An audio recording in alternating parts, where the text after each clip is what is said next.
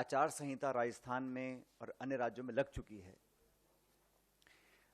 और आज ही के दिन भारत सरकार की जो एजेंसीज हैं उन्होंने जो कार्रवाई करी है जयपुर में और अन्य शहरों के अंदर, उन कार्रवाइयों की जो टाइमिंग है, जो उद्देश्य है और जो इंटेंट है वो पूर्ण रूप से संदिग्ध है। और ये मैं इसलिए कह रहा हूं कि जो एजेंसीज भारत सरकार की हैं उनका दुरुपयोग लगातार हो रहा है, ये अब जग जाहिर हो चुका है। लेकिन चुनाव संध्या से ठीक पूर्व, ठीक इलेक्शन से पहले जिस प्रकार से एजेंसीज को राजस्थान में छोड़ा गया है, कांग्रेस पार्टी के नेताओं को भयभीत करने के लिए, आतंकित करने के लिए, देश और प्रदेश इस बात को बहुत गंभीरता से देख रहे हैं। कांग्रेस पार्टी करप्शन के खिलाफ है, भ्रष्टाचार के खिलाफ है। अगर कोई भी निष्पक्ष जांच होती है और कोई सबूत प्रमाण के साथ संदिग्ध पाया जाता है, उस पर कार्रवाई हो, इसके पक्ष में हम लोग हैं। लेकिन इलेक्शन में अपनी हार देखते हुए अगर भारत सरकार इस बात को समझ गई है कि वहां बीजेपी चुनाव हार रही है और फिर नेताओं को स्पेसिफिकली टारगेट कर कर बिना सबूत और तथ्य के कांग्रेस पार्टी के अध्यक्ष को जिस प्रकार से उनके अगर रेड डाली गई, उनको कोई समन नहीं, कोई बुलावा नहीं, कोई सबूत नहीं, और इस प्रकार की जो रेड डाली गई है वो सिर्फ एक संकेत देने के लिए दी गई है, मैसेज देने के लिए दी गई है कि अगर हम पॉलिटिकली कमजोर पड़ेंगे तो हमारा साथ देने के लिए नाना प्रकार की जो एजेंसीज भारत सरकार की हैं, चाहे वो सीबीआई है, ईडी है, इनकम टैक्स है, उनका हम दुरुपयोग करेंगे और लोगों के अंदर एक तरह का भय पैदा करने की हम कोशिश करेंगे।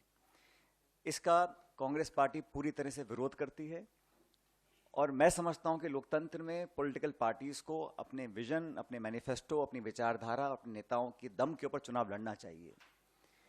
भारतीय जनता पार्टी सभी 5 राज्यों में फिलहाल पीछे चल रही है और मैं ऐसा मानता हूं कि जो आज की कार्रवाई है वो इस बात का स्पष्ट संकेत है। जहां तक मुख्यमंत्री जी के बेटे वैभव गहलोत को जो समन दिया गया है वो भी आप जानते हैं, उन्होंने खुद कहा, वैभव ने, कि ये 12 साल पुराना कोई प्रकरण था और पोलिंग डेट अनाउंस होने के बाद अचानक से समन भेजा जाना, सब लोग समझते हैं कि इसके पीछे क्या सोच हो सकती है। मैं फिर रिपीट करना चाहता हूं, करप्शन के खिलाफ, गलत काम करने वालों के खिलाफ हम सब लोग हैं, लेकिन कार्रवाई करती है ईडी और जवाब दे रही है बीजेपी। एक्शन एनफोर्समेंट डायरेक्टरेट ले रहा है और बीजेपी उसकी सफाई दे रही है, स्पष्टीकरण दे रही है। ये समझ से परे है। तो एक पॉलिटिकल वेपन की तरह एजेंसीज को इस्तेमाल करना, ये लोकतंत्र के लिए बहुत ही नकारात्मक संकेत है। हम सबको प्रेरणा लेनी चाहिए, मैं समझता हूं, राहुल गांधी जी से।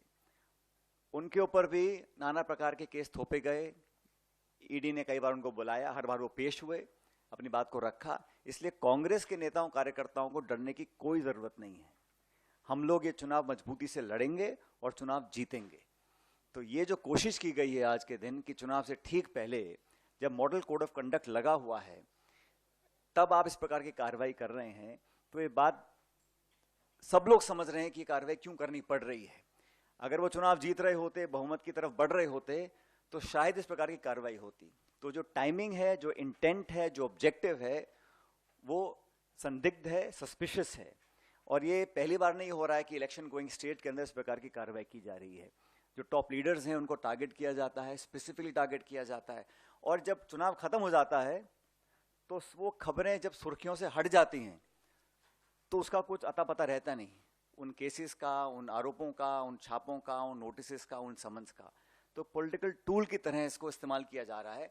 इस बात को जनता भी देख रही है, राजस्थान की और देश की भी।